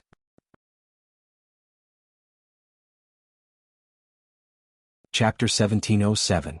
Nice to meet you. My name is Yakumo Bai, the head of the House of the Lost, Yakumo Bai. When these words came out of the man's mouth, it was no surprise that Bo Li Ling Meng was stunned. It took her a long time to recover and reply in astonishment. Huh? Ma, I said I am the head of the House of the Lost, Yakumo, but you don't have to be so reserved. Wu Yan rubbed his head in embarrassment as if he's a noble trying to sue the country bumpkin. Just treat me like an ordinary person, just call me Bai. Bai? Bo Li Ling Meng's eyes twitched. She took a deep breath and looked at Wu Yan with a sinister gaze. Are you kidding me? Kidding? Wu Yan asked innocently. Why do you say that? I don't know how you know about the House of the Lost, and I don't know how you know the surname Yakumo, but I don't feel the aura of someone who lived in the Fantasy Village. So, you're from the outside world. Bo Li Ling Meng said with displeasure. There's no way I wouldn't know about you in the House of the Lost. You don't think I'm that gullible, do you? I didn't lie to you. Wu Yan sighed with an innocent expression. If you don't believe me, you can ask Yukari. My relationship with Yukari isn't shallow. This time, Bo Li Ling Meng was confused. It was just as Bo Li Ling Meng said. If the House of the Lost had someone with the surname Yakumo, it's impossible for Yukari to not know. After all, the relationship between the Bori Shrine and the House of the Lost was not shallow. One was the manager of the Fantasy Village, the other was the creator of the Fantasy Village. Bo Li Ling Meng and Yukari's relationship wasn't simple. If this Yakumo Bai was really from the House of the Lost, Yukari wouldn't hide it from Bo Li Ling Meng. However, this person who didn't have the aura of someone who lived in the Fantasy Village knew about the House of the Lost and said the name Yukari. It was obvious that he wasn't an outsider. Could it be? Could it be that she was mistaken? Bo Li Ling Meng knocked on her head in distress. She suddenly realized something and stared at Wu Yan. Even if you're from the House of the Lost, the head. Do you think I'll believe you? House of the Lost. Yakumo. To put it bluntly, it was just the place where Z lived. In other words, the House of the Lost. Yukari is the real master. Being the head of the House of the Lost was just a bunch of nonsense. Wu Yan seemed to have expected such a question from Bori Raimu. He grinned in response. It's natural for you to find it strange, but I am indeed the head of the House of the Lost. To be precise, I should be the future head of the House of the Lost. Because... Wu Yan grinned at Bo Li Ling Meng. What he said made Bo Li Ling Meng flabbergasted. Purple is my fiancé. What did you say? Bo Li Ling Meng cried out. Yukari is your fiancé? That's it. Wu Yan humbly told Bo Li Ling Meng. Please take care of my House of the Lost in the future. This is definitely a joke. Bo Li Ling Meng seemed to have suffered a blow. She took 2 steps back and loudly shouted. How could anyone want that moldy old hag? Just as he said that, a black crack filled with eyeballs appeared above the shrine. Before Wu Yan and Ling Meng could react, a black beam of light shot out. The black beam of light fell straight down. Wu Yan and Ling Ming only saw a blur in front of their eyes. The black beam of light landed on the recently repaired cash box. The black beam of light blasted the cash box that Ling Ming treated as her life into powder. Not even a piece of wood was left as it dissipated with the wind. Boldly Ling Ming stared blankly at the original spot where the money box had been. Looking at the empty spot, not even a single piece of wood was left behind, she once again let out a desperate scream. My cash box. Amidst her sorrowful cries, boldly Ling Ming threw herself onto the ground where the money box had originally been. It was as if the money box had not disappeared, but had instead become invisible. Her delicate hands groped around the box, but of course she could not find anything. It's gone? It's really gone. Tears gushed out of Bori Rei's eyes. She raised her head and looked at the gap in the sky above the Bori shrine as she screamed in rage. Yukari? Come out. Ling Ming yelled. Yukari did not come out of the crack. Instead, the crack closed and disappeared. Seeing this, Bori Ling Ming was so angry that she wanted to die, but she couldn't do anything about it. Wu Yan, on the other hand, breathed a sigh of relief. Flandre-chan and Yukari were not by his side when he first arrived at the fantasy village. Wu Yan was worried that something might have happened to them. Now, it seems like Yukari and Flandre-chan have returned to the place where they were before they became Wu Yan's summons. Yukari that be *****. Wu Yan grumbled as he looked at the empty sky. Since you've been paying attention to this place, you should at least come out and show your face. You made me worry for nothing. That's right. Tell her to come out. Bori Ling Ming leapt up from the ground and arrived in front of Wu Yan. She grabbed Wu Yan by the collar and started shaking him. Tell her to come out. Tell her to come out. With Yukari's personality, she won't come out even if you yell your lungs out. Wu Yan felt dizzy. If you want to see Yukari, why don't you go to the House of the Lost and look for her yourself? If I can find the House of the Lost, why would I need you to tell her to come out? Ling Ming hissed. In the fantasy village, everyone only knows about the existence of the House of the Lost, but no one knows its exact location. Wu Yan asked curiously. You really didn't know about it? Even you don't know? On the surface, the relationship between Yukari and Rei Dream seemed to be very bad. But seriously speaking, not only did the two manage the fantasy village together, but as the shaman of the Rei Shrine, Rei Dream definitely had a closer relationship with Yukari than others. Does that mean Ling Ming doesn't know where the House of the Lost is? Every time Violet invited someone to the House of the Lost, she would directly use her ability to bring them there.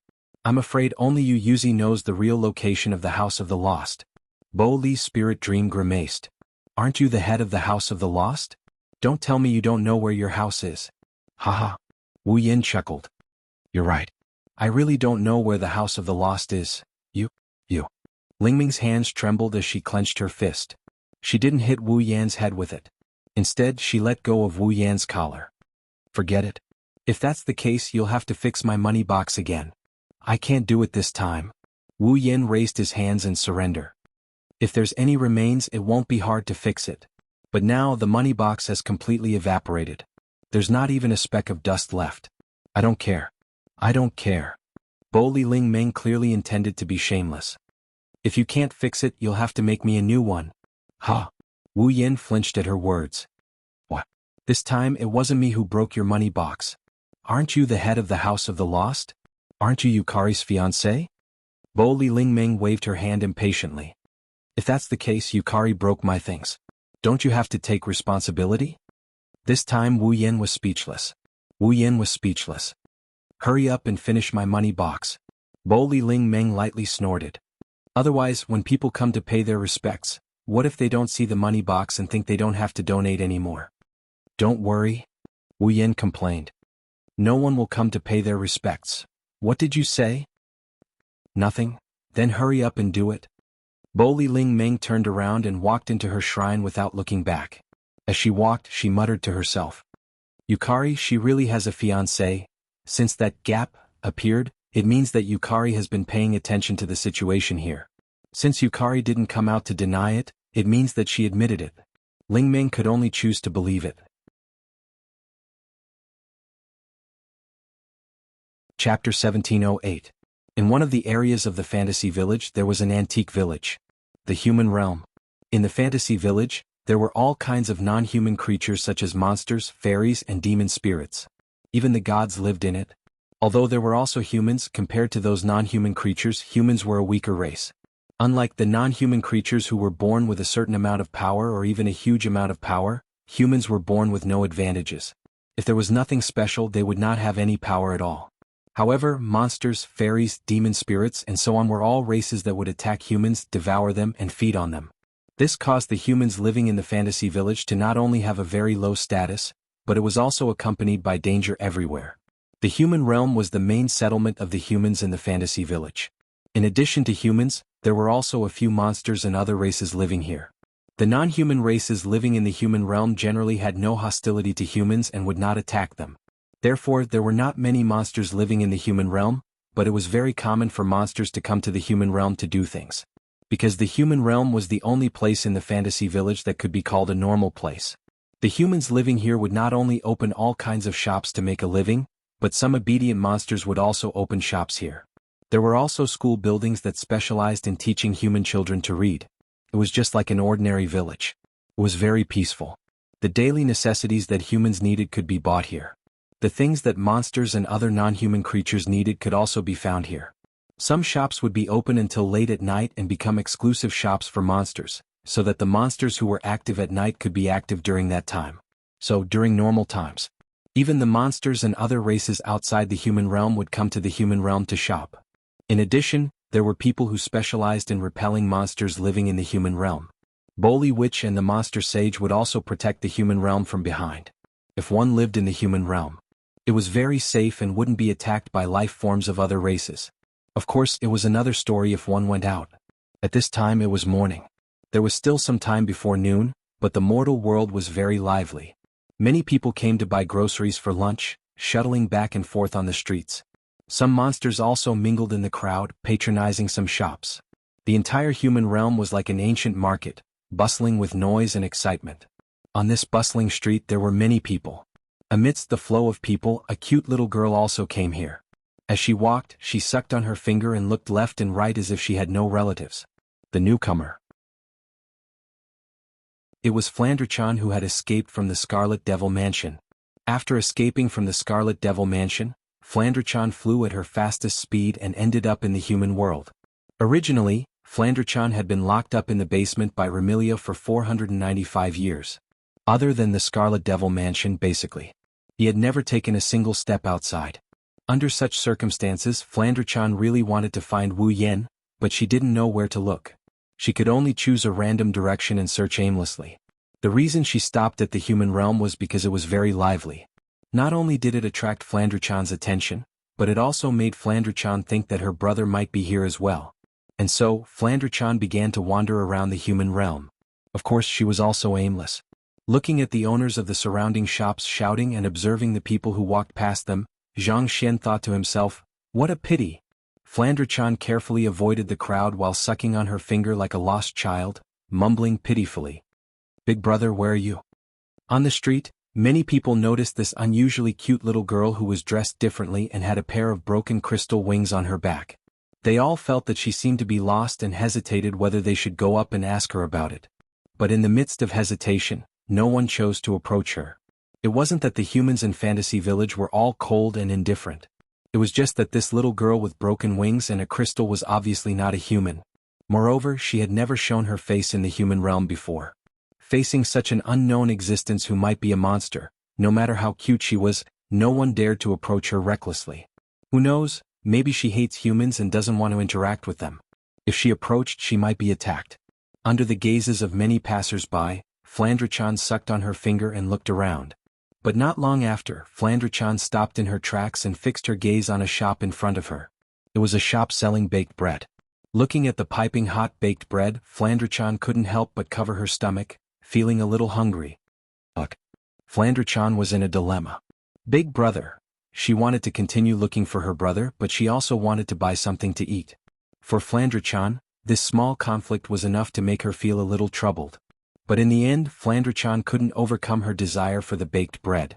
She walked to the front of the shop and stared at the baked bread. Little girl? The shop owner seemed to have noticed Flandre-chan standing in front of the shop. He hesitated for a moment before choosing to approach her and asked carefully, "Do you want to eat a baked bread?"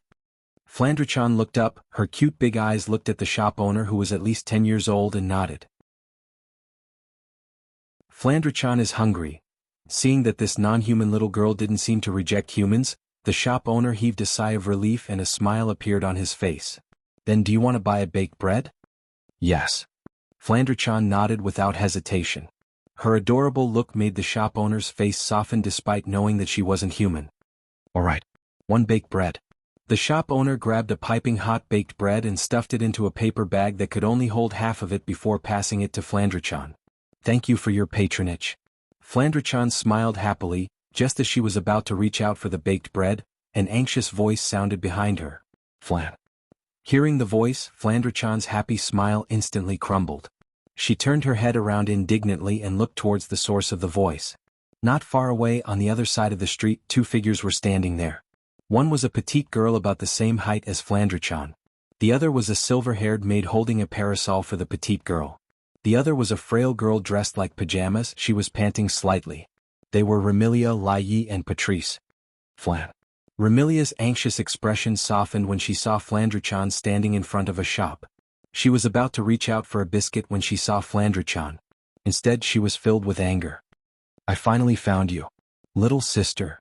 Patrice calmed her rapid heartbeat and breathing. She was surprised to see Flandre-chan standing on the street. Not only are you not afraid of water, you're not even afraid of sunlight? Second miss. Lai Yi said worriedly.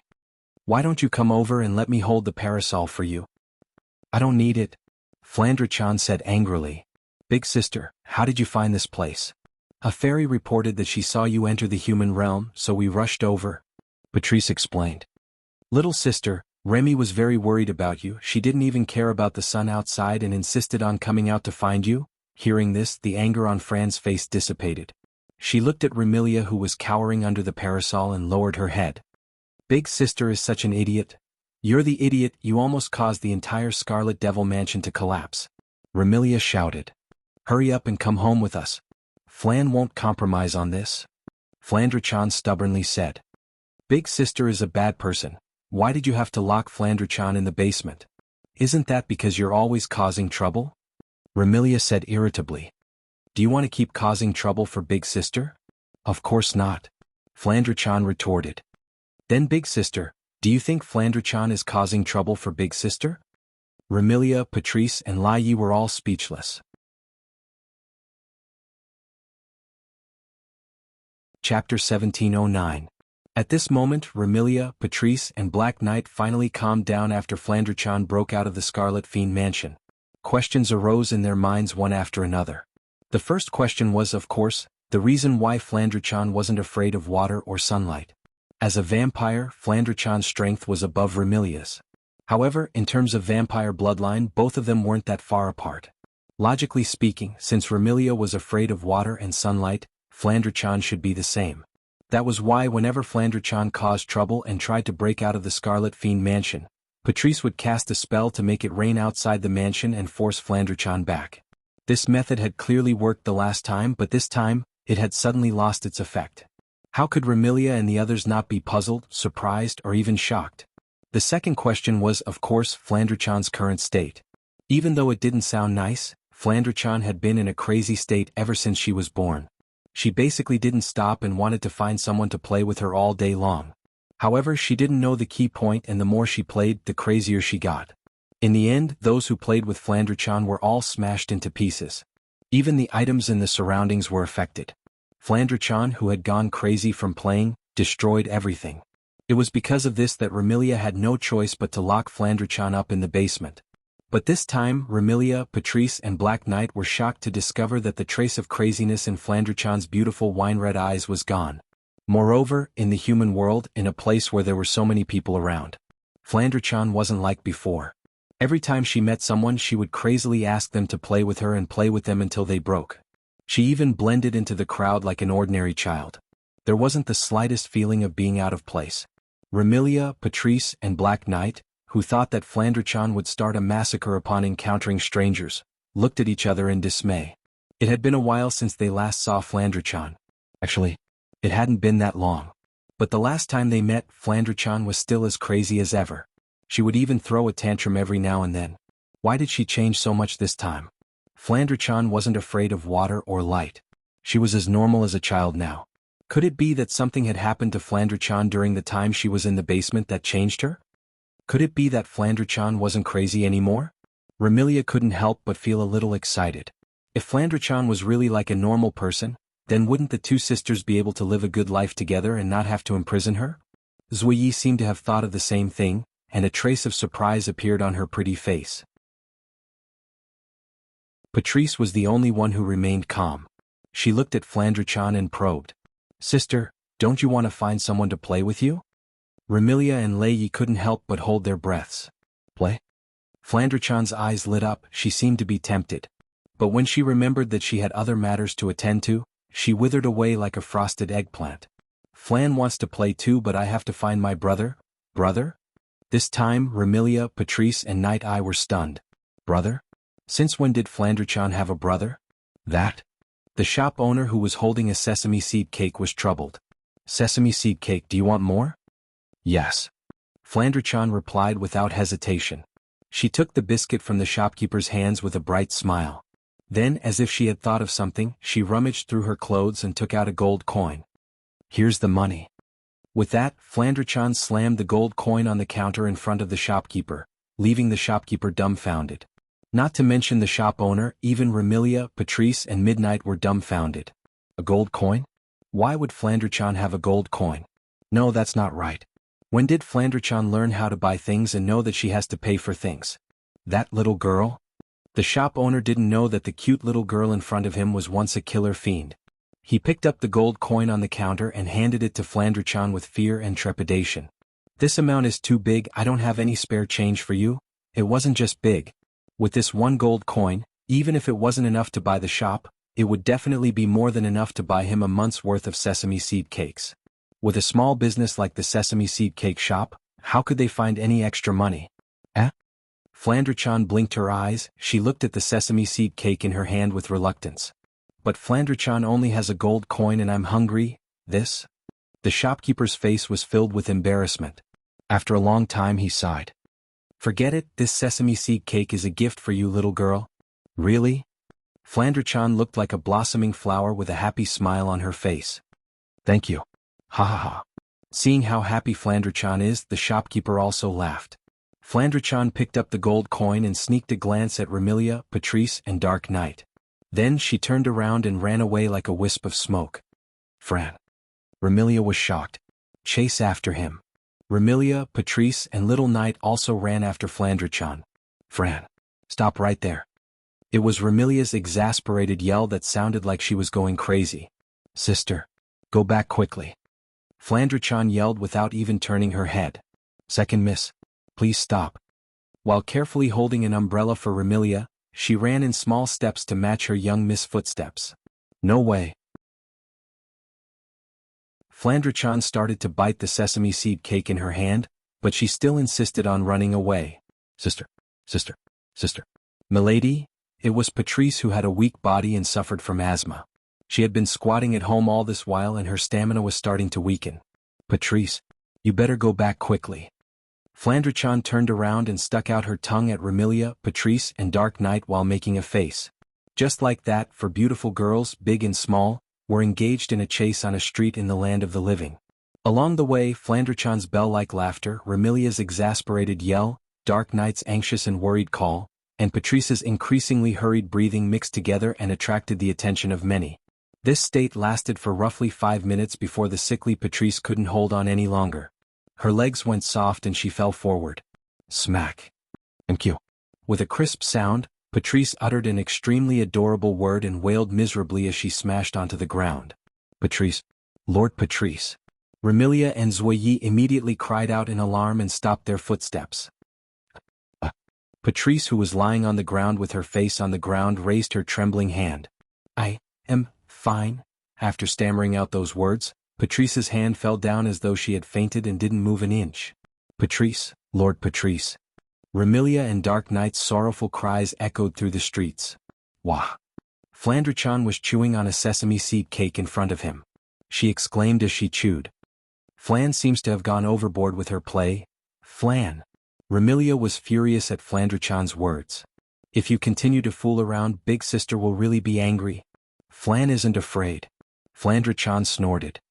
Even if Big Sister is angry, Flan will still look for Big Brother. What Big Brother? Remilia shouted. When did you have a big brother? Why didn't I know about it? Flandre-chan's expression froze and her expression turned gloomy. Of course Big Sister doesn't know. Big Sister never cared about Flan, who stayed in the basement. Remilia opened her mouth and looked at Flandre-chan's gloomy expression. Guilt welled up in her heart and she couldn't say anything else. Flandre-chan composed herself and said angrily to Remilia. Anyway, Flan won't go back before finding Big Brother. Remilia, Dark Knight and Patrice, who was lying on the ground, felt a headache coming on. What should they do?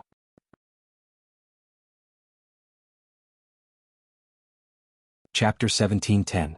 What a scam! In the wooden corridor of a warehouse on the west side of the Bori Shrine, a man with black hair and red eyes held a hammer in his hand.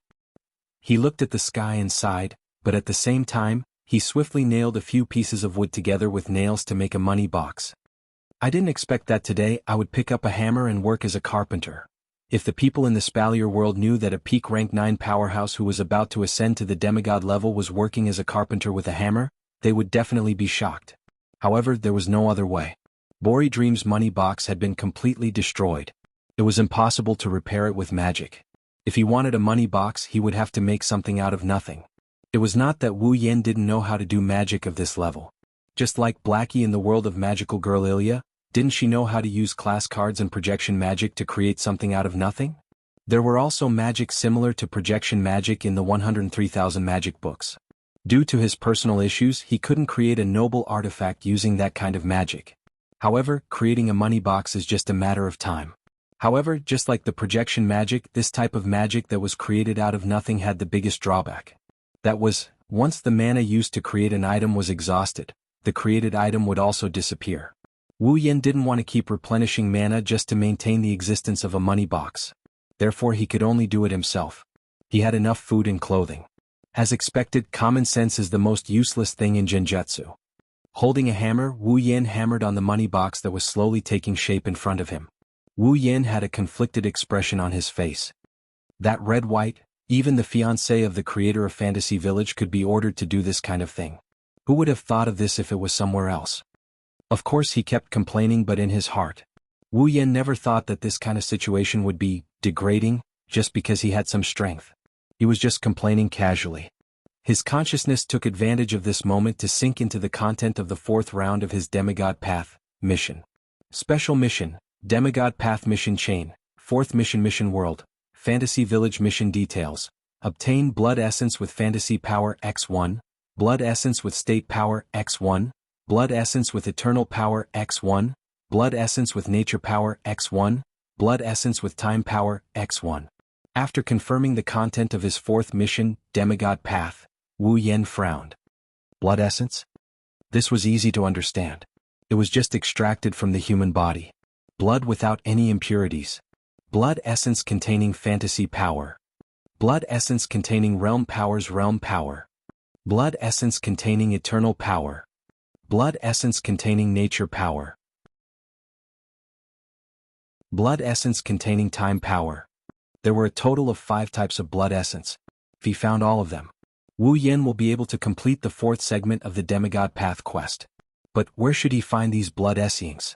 Blood essence that contains the power of one's realm? That should be referring to Purple's blood essence that had the ability to control realms, right? Then, the other 4 types should refer to the blood essence of those who had the corresponding abilities? Blood essence containing fantasy power referred to the blood essence of those who had the ability related to fantasy. Blood essence containing eternal power referred to the blood essence of those who had the ability related to eternity. Blood essence containing nature power referred to the blood essence of those who had the ability related to nature. Blood essence containing time power referred to the blood essence of those who had the ability related to time. In other words, all he needed to do was to find existences with abilities related to fantasy, realm, eternity, nature, and time, and obtain their blood to complete the 4th round of the Demigod Path mission. Fantasy, realm, eternity, nature, time. Wu Yen swung the hammer in a daze as he hammered away at the money-stuffing box. If it's realm, it must be Z. In the Fantasy Village, no one else has the ability related to realm, except for Z. I more or less know about eternity and time. If it's nature, it should be that person. But who is this fantasy? While mulling over the background of the person he's looking for, Wu Yan also completed the money box in his hand. Bang, bang, bang. That's it. Wu Yan hit the money box a few more times before he put down the hammer in satisfaction. He patted the box that was almost the same as the one he destroyed, but it was much bigger. Hurry up and give this to that shameless Red-White. Then go and get a drop of blood from Violet. If I'm not wrong, Violet should be in the House of the Lost. That's where she was before I summoned her. Wu Yan's face froze at the end of his sentence. The place where Violet was before she was summoned by Mengqi? Flandre-chan should be in the same place, right? Is there any other place where Flandre-chan was before she was summoned? The basement of Scarlet Fiend Mansion. It was a place that left Flandre-chan with endless trauma and hatred. Given how much Flandre-chan hated the basement of the Scarlet Fiend Mansion, if she had returned to the basement the moment she returned to Fantasy Village, she would either be hiding there helplessly or she would have already caused a ruckus in the Scarlet Fiend Mansion. Wu Yan couldn't sit still any longer. He stood up and he rushed towards the shrine. When he arrived at the entrance of the shrine, he pushed the door open and he shouted without hesitation. Red-White. Bo Li Ling Meng, who was leisurely sitting in front of a table and drinking tea, was startled by the sudden cry. A mouthful of scalding hot tea smoothly slid down her throat, causing her eyes to widen in shock. Wah! Immediately, Bo Li Ling Meng jumped up from the ground and ran around the shrine. Tears flowed down her face as she fanned her tongue with all her might. Water! Water! Water! Seeing the chaotic scene, Wu Yan raised his hand and he channeled his magic power into it. At the next moment, an azure magical ritual appeared above Bori Lingming's head. It spun and a waterfall of water poured down like rain. Splash! Amidst the splashing sound of water, Bo Li Lingming's entire body was drenched by the water from the sky. She instantly turned into a drowned rat. Drip! Water droplets slid down from Bo Li Lingming's body and dripped onto the soaked floor. Bo Li Lingming's robe clung tightly to her body, revealing the curves of her delicate body. Bori Lingming's tongue seems to have cooled down, but she didn't look happy at all. She stared at Wu Yan, who is standing at the door, like she wants to poke a hole in his body with her gaze. The look in her eyes is extremely dangerous. Haha. Wu Yan smiled bitterly under Bori Lingming's murderous gaze. You asked for water, so I gave you water? Thank you so much? Maybe it's too much of a hassle, so Ling Meng glanced at Wu Yan. She grabbed her skirt and started twirling the water. Wu Yan couldn't help but look at Bo Li Ling Meng's skirt that hiked up to her knees, looking at her fair thighs. Wu Yan retracted his gaze after a quick glance and he asked Ling Meng instead. Red-White, where is Red Devil Mansion? My name is not Red-White. My name is Ling Meng. Bori Ling Meng glared at Wu Yan. Red Devil Mansion? Why are you looking for Red Devil Mansion? I don't have time to explain, tell me the location first. Wu Yan raised his voice. Otherwise, if things get out of hand as the manager of Fantasy Town, you won't be able to relax. Things get out of hand? Bo Li Ling Meng's brows furrowed as well. What are you talking about? Didn't I tell you to tell me the location first? Anxious, Wu Yan jumped in front of Bori Ling Meng and grabbed her shoulder. Hurry up and tell me the location of Red Devil Mansion. Let me go. Bori Ling Meng's body trembled as it was the first time she was touched by someone of the opposite sex. An unnatural expression appeared on her face as she struggled. In the end, as she struggled, Bo Li Ling Meng was hit by the water dripping from her body. She let out a cry of surprise as she fell forward.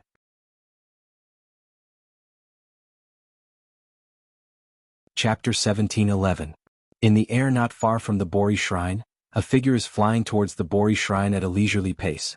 However, rather than saying that it is a figure flying towards the Bori Shrine, it would be more accurate to say that it is a figure riding on a broom. Like a witch, using the broom to fly towards the Bori Shrine. The one riding on the broom is a girl dressed as a witch, but she looks neither fish nor fowl. She had curly blonde hair that reached her waist and fluttered in the wind. There was a braid at the front of her bangs that hung in front of her body. There was a bow ornament on the braid that swayed along with her long hair. The young lady was dressed in a standard black sorceress outfit, but she had a white half apron on the outside. She wore a wide black triangular sorcerer hat on her head. The hat was decorated with a large butterfly knot, and the color of the butterfly knot was white. This is a girl that is very similar to Bori Ling Meng in all aspects. Bo Li Ling Meng's entire body aside from her hair, was only red and white. This young girl's entire body aside from her hair, was only black and white. In fact, this girl is also called this by others. Unfortunate Black and White. Original name, Misty Rain Devil Lisa. In the fantasy land where monsters are everywhere and gods are also present, Misty Rain Devil Lisa is an extremely rare human who has the power to rival monsters. Her job is a mage. Moreover, she is also a human who is bored to death all day long and wants to find a person or monster to fight. She is a very lively human. It's so boring. Isn't there anything interesting happening? Riding on the broom like a witch, Misty Rain Devil Lisa flies towards the Bori shrine while faintly sighing. For example, mutation or something. Mutation. That refers to something that can cause the fantasy land to fall into an abnormal state. It is a strange phenomenon caused by a certain existence or a certain number of existences. These strange phenomena that can cause the fantasy land to fall into an abnormal state, whether it is man-made or because of the environment, are all collectively known as mutation. And to solve the mutation, it is the manager of the fantasy land. It is the job of the witch of the Bori shrine. This Black and White witch who is currently flying towards the Bori shrine can also be considered an expert in solving mutations.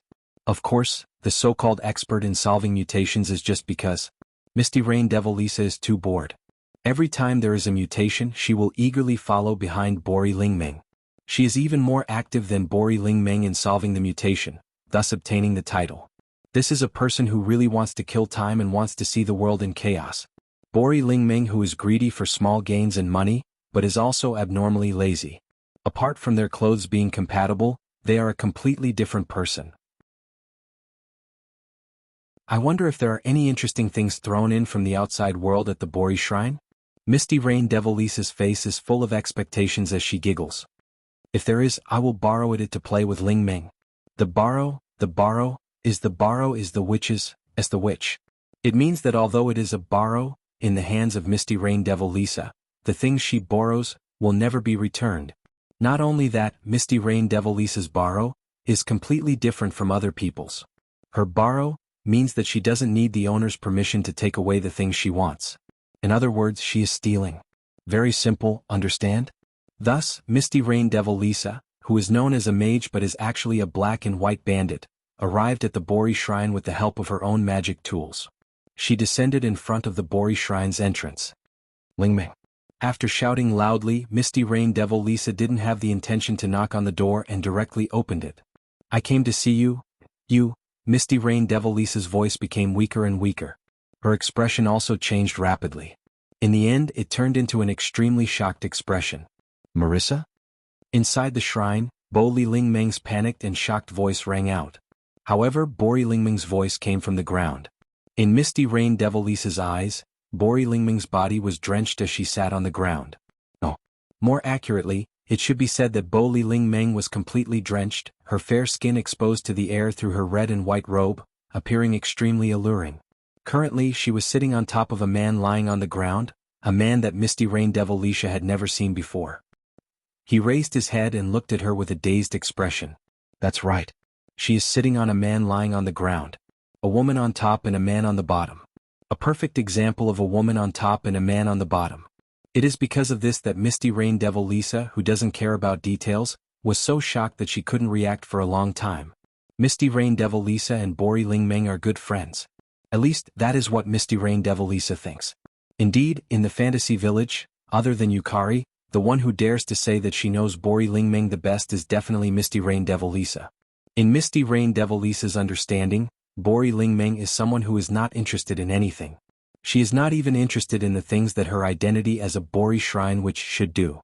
She is a lazy person who is only interested in money. Such a person was now sitting on a man's body in a position where the woman was on top and the man was below.